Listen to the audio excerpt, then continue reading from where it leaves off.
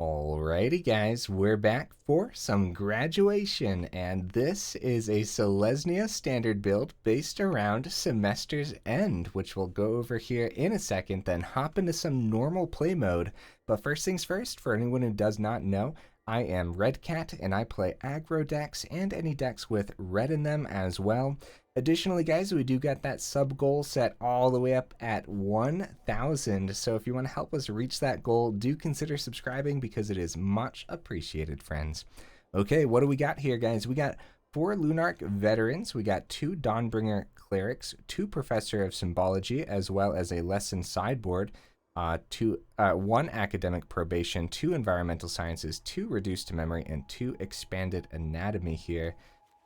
We have 4 Voice of the Blessed, 4 Prosperous Innkeeper, and 2 Moon Dancers. In the 3-drop spot, we got 4 Elite Spellbinders, 4 Righteous Valkyrie, and 4 Touch of the Spirit Realm. We have the 4 Semester's End, which I'll go over in a second. We have 2 Wandering Emperors and 2 Emeria's Calls, which I'm going to drop in the mana base here.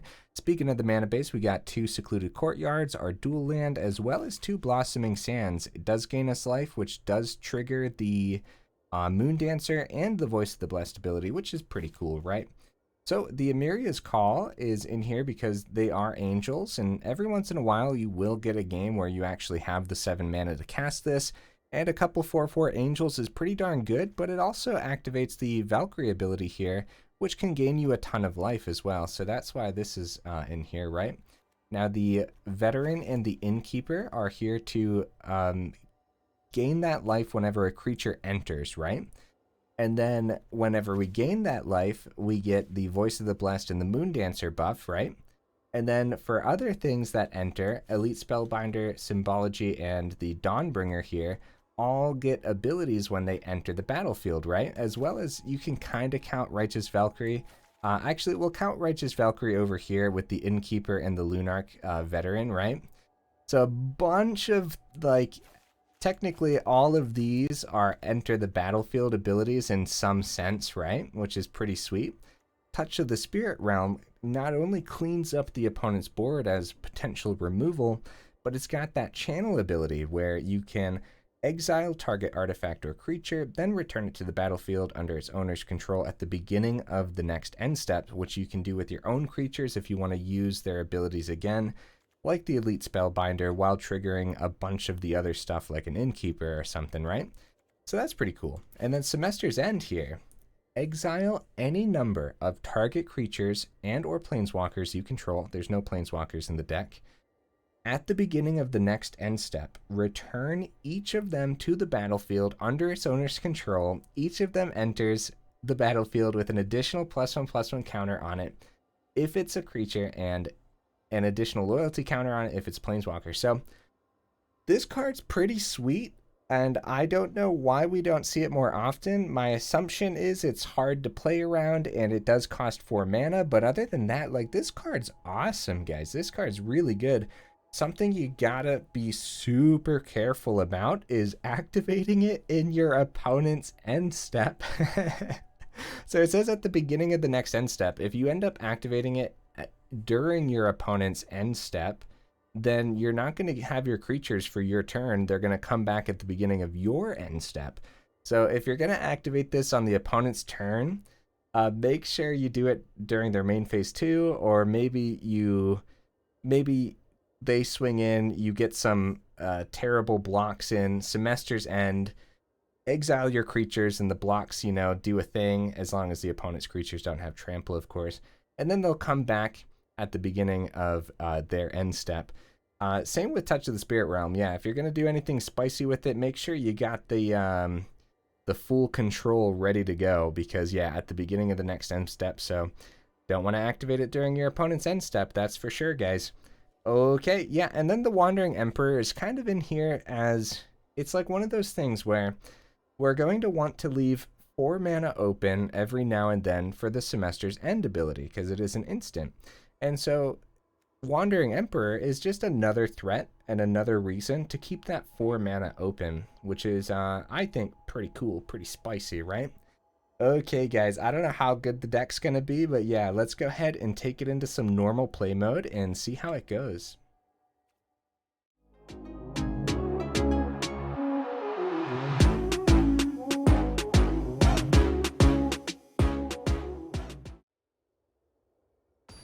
right into the first match. Let's go. Lots of people playing Magic today.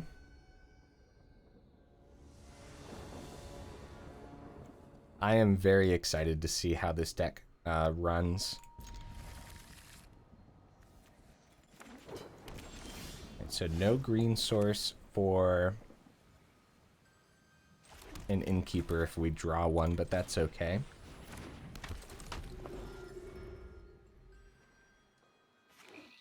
We're only splashing green for the Innkeeper and for the Moondancer anyways, so I think it's perfectly acceptable to get this down tapped and swing on in here. Technically, we wanted to swing first, though. Slight misplay. This could have been an Infernal Grasp, and then we could have actually played this out for its disturb cost if we wanted to this turn. So yeah, we probably should have swung first to see if they had anything. A Kaito, okay. Okay, well, ooh, Elite Spellbinder is pretty good. We might want to do that. Call Cleric here. Spellbinder. Opponent? Opponent, where are you going? I don't know why they, I'm not sure why they did that, guys. Also, I'm not sure what these two losses are. Like, completely ignore that, because that was probably an old version of the deck. So right now, 100% win rate with this version of the deck. I hate when I do that. I forget to reset the deck after testing an old version, because I always, like, go back and re-edit the deck if I do a couple test matches or anything. Sometimes I don't. Sometimes the deck just happens to be a good right out the gate, and then of course during the video I'll just say that, like, oh, here's a couple wins from my test matches or whatever. But now this time round, those old games was probably an old version of this deck that was not working, so ignore those. Okay.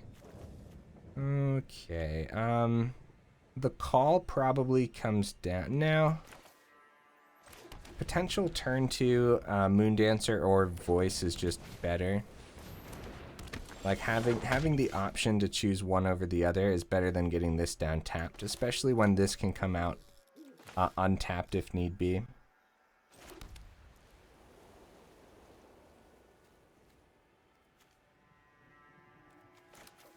Gonna be Moondancer this time round, I think.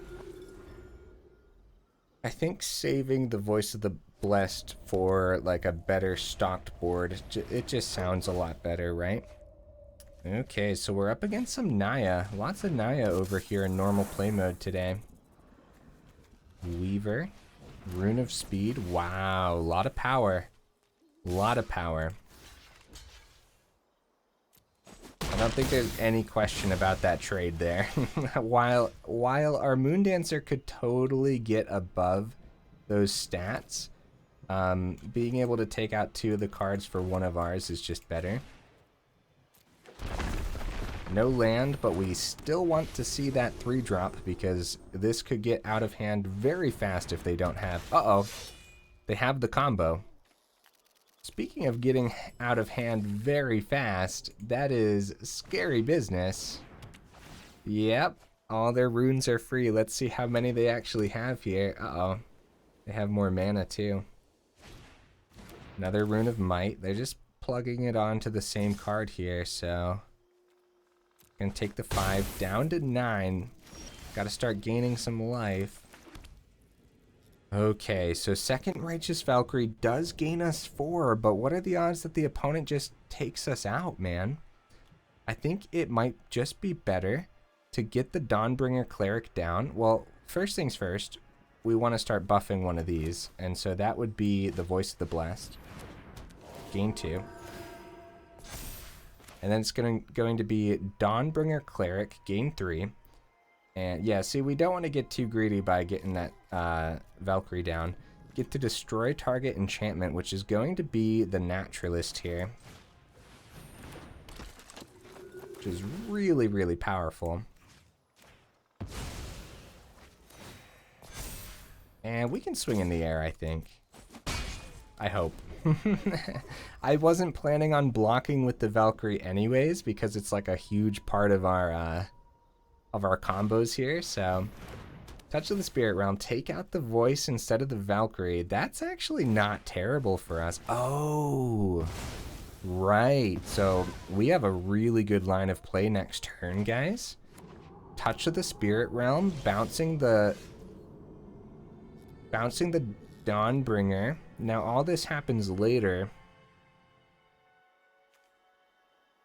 At the beginning of the end step, but I think we're going to want to get the Moon Dancer down. Channel. Bounce the Dawnbringer. We're going to pop that Touch of the Spirit Realm over there. Pretty cool. Pretty cool magic, guys. Whoa, the concede. Wow. I mean, we were about to get the Valkyrie back, Voice of the Blessed, and the Moon Dancer were about to get a counter. Seems pretty powerful, honestly, but let's go into the next match. That's funny, man. Dawnbringer Cleric coming in super handy there. Which, I mean, honestly, if you're playing a deck like this and you are running up against a lot of runes and a lot of enchantments, which is a huge part of the meta right now, then it's totally worth slotting in that Cleric, guys. It's a good one. Because it's good against decks that don't have enchantments too, right? You can just gain a little bit of extra, or what's the other ability on it? I don't even know right now. It's like exile a card from a graveyard, which could be good too. I think that's what it does. Dang, I don't even know. Okay, it's a fine hand. We don't have Voice of the Blessed, but we have the Innkeeper for the treasure. So, I think that's fine. Also, yeah. Yeah, that's fine.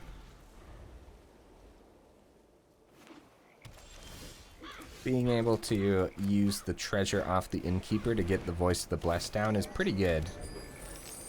And honestly, a Righteous Valkyrie here is probably just better. Try to stack the board a bit more before getting the Voice of the Blessed down. Either way, though, either way works, I would say.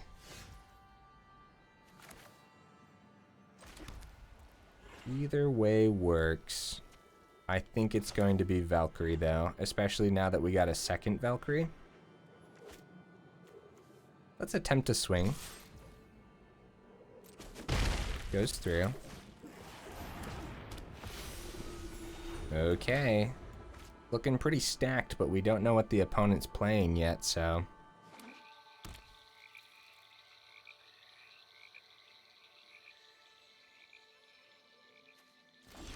Okay, they pass it. There's gotta be removal in a deck like that, huh, guys?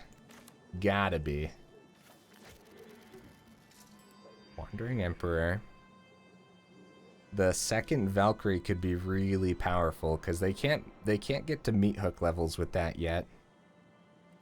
Gonna attempt a full swing, I think. See, something's sticking here. Okay. Okay, I'm going to get greedy with this second Valkyrie. Fading Hope, the first one. Okay, it's as simple as a Fading Hope for the opponent, which isn't terrible. It's not terrible for us. We could get the Who Endures down, but I don't think we want to here.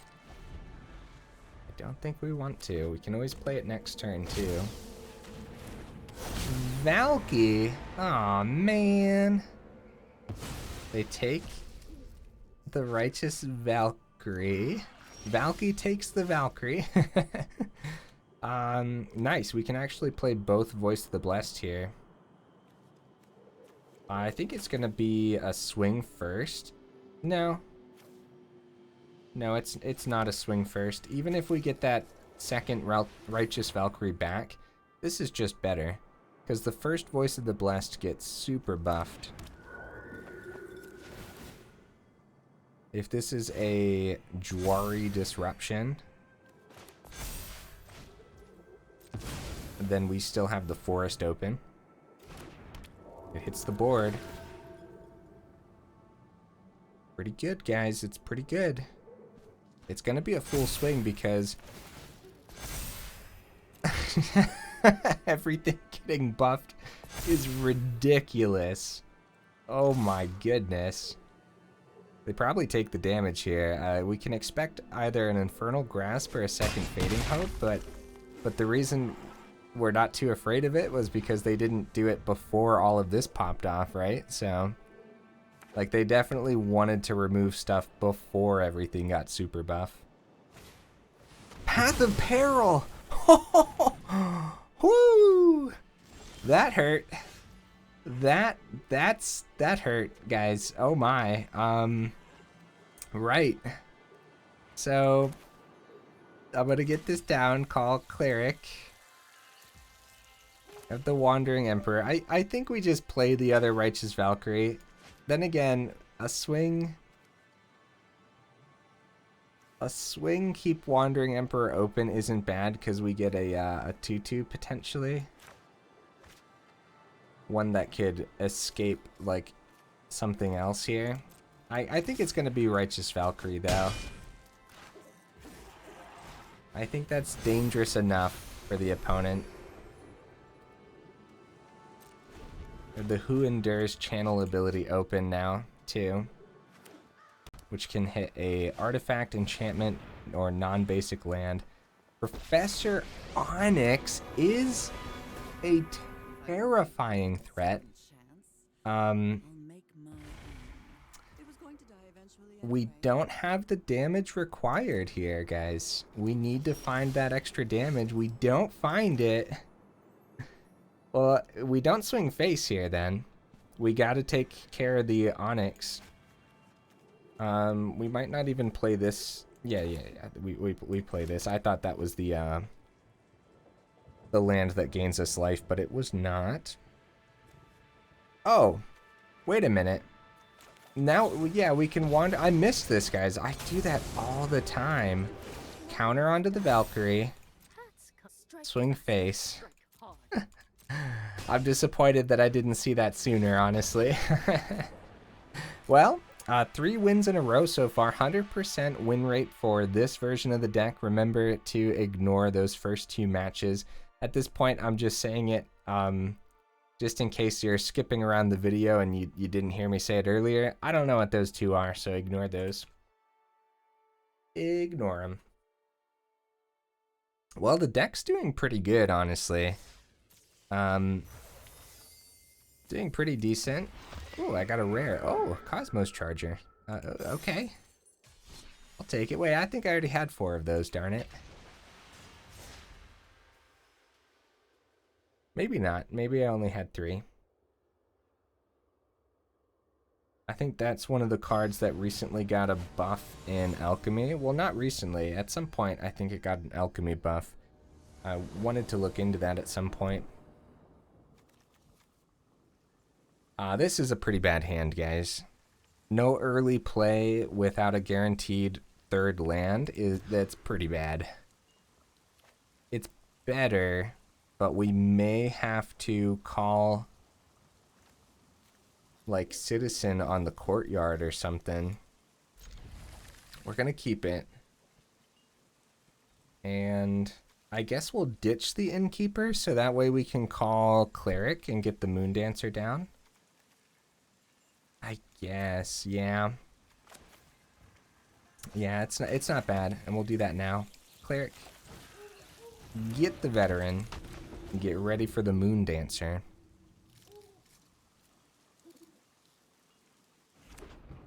Hopefully we get to actually see the card that we built the deck around today. Oh, we ended up drawing the Innkeeper. That is hilarious. Well, yeah, I guess we'll keep that on top then so we can play the Innkeeper, but it's pretty bad at the same time. I don't know, man. We'll keep it to play the Innkeeper, I guess. And the land is fine too. That way, oh, Portable Hole takes the Moondancer. That's a shame. So we can get the Moondancer back out there with the Touch of the Spirit Realm. But I don't think that's the best grab here. It might be. It's not terrible. We get another scry off of it. Yeah, okay, I talked myself into it. Like, it's definitely not the best grab, but it's not the worst. Being able to get that scry in again. Elite Spellbinder. Yeah, we probably want to keep that on top. That's probably good enough, because look at their hand, man. That's scary stuff. Looks like an aggro build, huh? Yeah, Lunarch. A second portable hole, breaking my heart. Breaking my heart, opponent. How dare. Right, so it's going to be right into the Elite Spellbinder. See what they have here. Oh my. Oh no. They don't have the fourth land yet, but I guess we make it... I mean, if we take the Lunarch, they play a Restoration. We can't take a Restoration because they play the other Restoration. And the Raiju, it would be nice to take out a play here, but then 2 Lunarchs on the board is a lot to deal with. Yeah, we'll do it. We'll take the Raiju out of play here. Like, that's pretty expensive stuff. At this rate, I really don't want to play this down, but I think getting it down tapped and prepared for our Planeswalker is better than keeping it in hand, right? Because if we top deck our Planeswalker, we need that.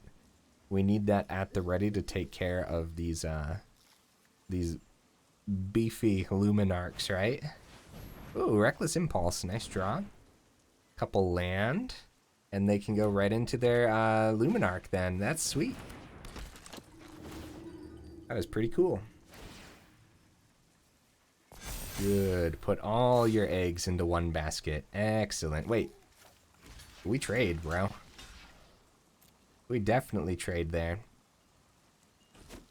I don't know whose deck can better play the long game, but I'm banking that we can. So...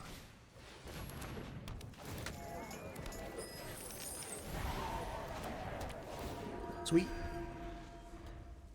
We need better draws than land, though, that's for sure. Because the opponent is stacked over there, and they're 1 turn from their Raiju.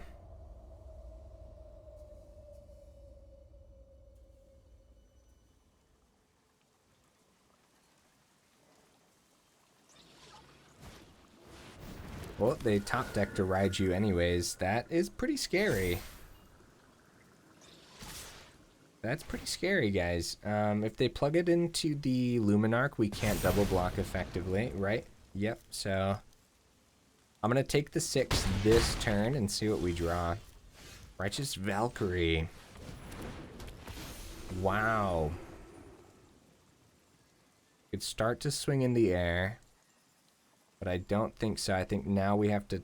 Now more than ever, we have to keep... some chump blockers back, because if they top deck a land, the other Raiju hits this board way too strong. Yep, we got to keep some chump blockers back. Very, very scary Boros build that the opponent is rocking right now. Nice. Very nice. I love the opponent's deck. It gets me... It gets me excited to dive into more Boros at some point, right? Which, I don't know. When's the last time I did a Boros video? Maybe we're overdue for one. But we're also overdue for some mono white as well. I haven't really explored any mono white options. Right. So we're going to chump the Raiju. The Stonebinder's Familiar doesn't... Oh, it does. It does. Yeah. I just buffed... I just buffed the Familiar with that chump block. Uh-oh, that's not a great draw. We get some life gain here. The Lunarch does chump well. The Valkyrie doesn't chump well. We're swinging with that. Even if we end up dying, we really don't want to lose the Valkyrie. Yeah, by letting this exile, yeah, that was kind of a dorky play, honestly. The Innkeeper could have been better, but whenever a creature enters, we get that buff off of the Innkeeper, so... Yeah, opponent's deck is looking really spicy. I like it a lot. Really, really cool. If they buff the Stonebinder's Familiar, yep, they got this, man. They got this. This is insane, bro. All right, so we got to block here, got to block here. Take 10. Good game. Good game, opponent. Dang, bro. Oh, it's good to see aggro doing things, though, you know? I can never complain. I can never complain. Let's go ahead and see if we can get one more match in here, guys. So again, up at the top there, ignore the first 2 losses. For the video today, we've got 3 wins and 1 loss so far. And those first 2 losses were, I don't know, apparently old test matches of an older version of the deck. Yeah, this is good. This is good. I don't mind this at all, even if we don't have a turn 2. So we call Cleric here, turn 1. And then it's going to be, right, because we can top deck an untapped land. Beautiful. Beautiful. I guess we will go green into Innkeeper then. So that's completely acceptable. And next turn, we have a decision to make. It would be a good idea to Elite Spellbinder, grab their meat hook. But we could get greedy and go Righteous Valkyrie. Oh, guys, we finally saw the semester's end. Oh, let's go. Okay, this is good news. This is good news, guys. We have the semester's end in hand. I'm gonna get as greedy as possible with this Righteous Valkyrie, because we could potentially get everything a buff next turn.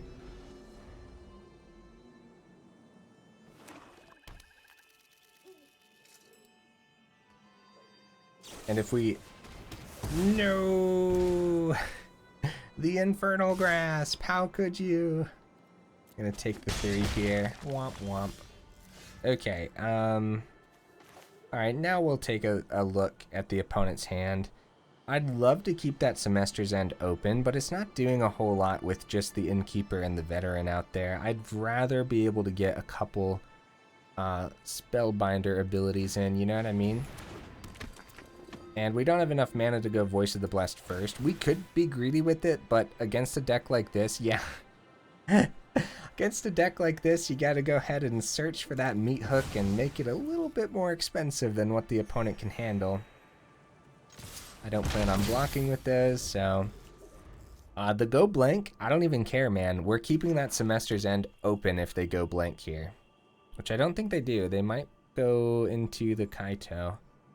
Then again, the go blank hits a majority of my hand right now, which could be devastating. Oh, drew a Sorin. Or did they have that and I didn't notice? Because all I looked at was the meat hook, right? What do you guys think? What do you guys think? Just keep it all open for the Semester's End or get really greedy with it here? Because we could go Voice of the Blessed into the Professor this turn and hope that we top deck a land for the Semester's End, because like redoing, yeah, I'm gonna get greedy with it, guys. That just sounds like a lot more fun. We can even do Touch of the Spirit Realm on the Elite Spellbinder to make the go blank cost a lot more. So that way they don't hit it next turn. They're gonna kill my Semester's End, aren't they? Oh no, I really wanted to play with that card, but I think it's just a lot better to get the Professor down. Then again, meat hook for 1 is a possibility if they get... Okay. Okay, very well. It's not a swing here either. We're just going to go ahead and do this and make that go blank cost more. And hopefully that's just enough to, like, I doubt they want to spend 5 for a go blank, you know what I mean? Our Voice of the Blessed getting super buffed that turn too. Pretty cool. Okay, they go for the +1 on the Sorin. This is a greedy game, guys. This was a greedy one, but it's fun. If we top deck that land, I'm so down. I'm so ready for that semester's end. Okay, so yeah, so they hit that land, so it's between a Meat Hook for 1 or the go blank, get rid of the rest of the cards in my hand, which I think it's Meat Hook for 1. It gets rid of, like, yeah, it gets rid of 3 of my cards. And yeah, that's pretty devastating, honestly. Semester's End just got a whole lot weaker. I had to get greedy with it. I had to. I didn't have to, but but I saw an opportunity for fun. Opponents hate opportunities for fun. Professor, grab an Environmental Sciences. Sounds pretty good. We're gonna start with a swing here. Let's try to take out the Sorin. I'm positive they block here. Nice. And we will go ahead and get the Righteous Valkyrie down.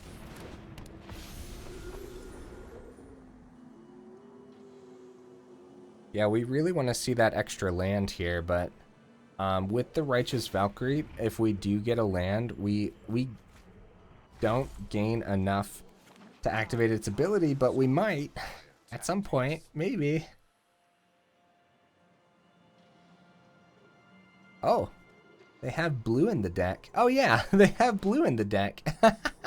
We knew that from the Kaito, but they didn't have a blue source. That's really funny, actually. I just always assume that the opponents have the mana that they need to play their cards. That's really funny. Necrotic Fumes on the Righteous Valkyrie. Actually, being able to keep the Voice of the Blessed is pretty spicy. I like this, because we can take out the Sorin now. They must have something else, right?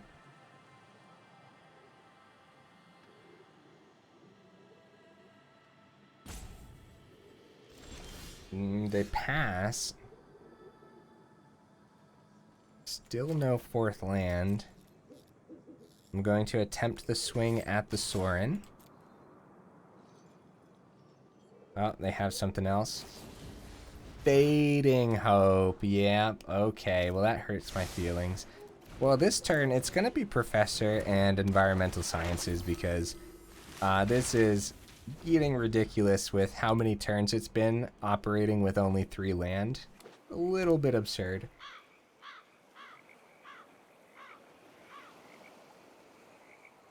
At this point, we're probably going to draw the land next turn now, right?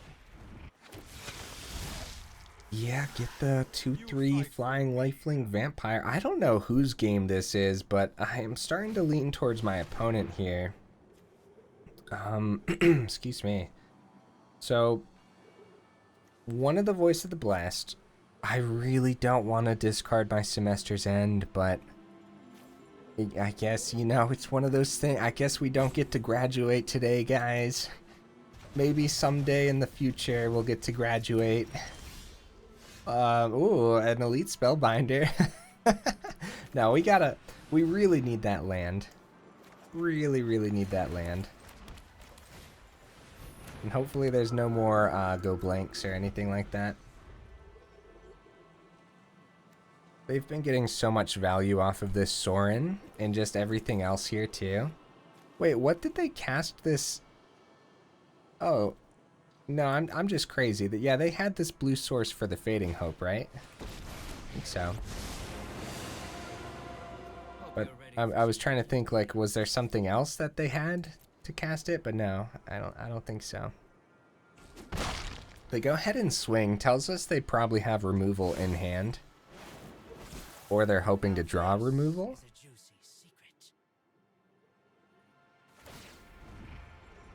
Wow. They're going all in with this card advantage. Very scary. Oh, what if it's a Lolth? Oh, if it's a Lolth, guys, it's over. Like, the amount of value from their planeswalkers, there's just... I don't think there would be a comeback. Opponent's thinking.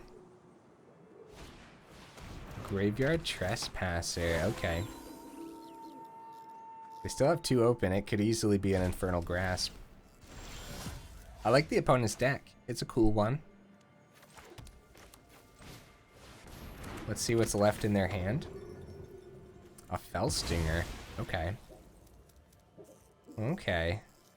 Well, not a lot we can do on the ground here.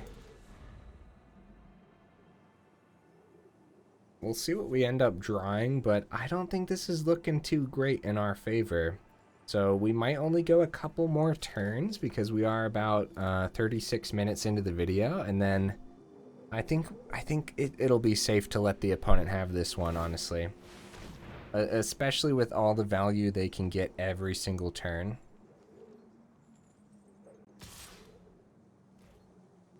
Yeah, no blocks. The menace on that makes it way too good. Any of our double blocks is just too powerful for them, right?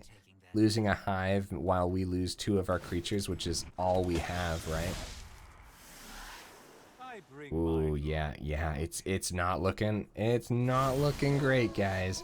I wonder if there was definitely, if I didn't get so greedy. Yeah, drawing the other land there. I'm gonna drop the good game. Let's go over the deck list. I think that's safe to concede there. So overall deck win rate, guys, is actually, we had 3 wins and 2 losses. I sound like a broken record, and I do apologize for that, but these first 2 games don't include those. That would have been an old version of the deck with different cards and whatnot. But yeah, let's go check out the deck. 60% overall win rate is not terrible at all. It's pretty good, actually. We didn't get to see Semester's End, which does suck. If I had all the time in the world, I would sit here and continue to play until we got a good Semester's End gameplay in, but it's slightly my fault too. We would have had an opportunity to at least play it once in that last game, and honestly, keeping it open to protect our cards against the meat hook there would have been way better. Did I have an option to do that? I think I did. I think I did have an option at some point to keep this open to protect from meat hook, and that's definitely what I should have done. So I mean, you know, we saw things happen, and you can also see in a lot of those board states how Semester's End would have been really good. So some things to note, guys. Dawnbringer Cleric is really good. I love this card. If you don't want to splash green for the Innkeeper and the Moondancer, go up 2 Symbologies and 2 Dawnbringers, right? And then I probably just find, honestly, a couple more land wouldn't be bad either, because you guys saw how, like, we just couldn't hit that 4th land for the life of us in that last match. So there's only 22 land over here, 24 total with the call. It's possible, yeah, if you don't want to splash the green, up to Professor of Symbology, up to Dawnbringers, up to more land, and you'll be fine. Probably like one of those lands should probably be another Cave of the Frost Dragon, just in case you're having trouble finishing the opponent off, right? There's also a bunch of other clerics you can plop in here. Probably a couple angels even, if you really wanted to. What about the, what's it called? Legion Angel or something like that, right? The 4-drop? I haven't played with that card in a little bit, but it's like an angel warrior or something. That would be good. Have one of those, and then the sideboard with 3 of them. Yeah, hey, this was a fun time, guys. And if you made it this far into the video, y'all are champions, and I super duper appreciate you. And I will see you in the next video.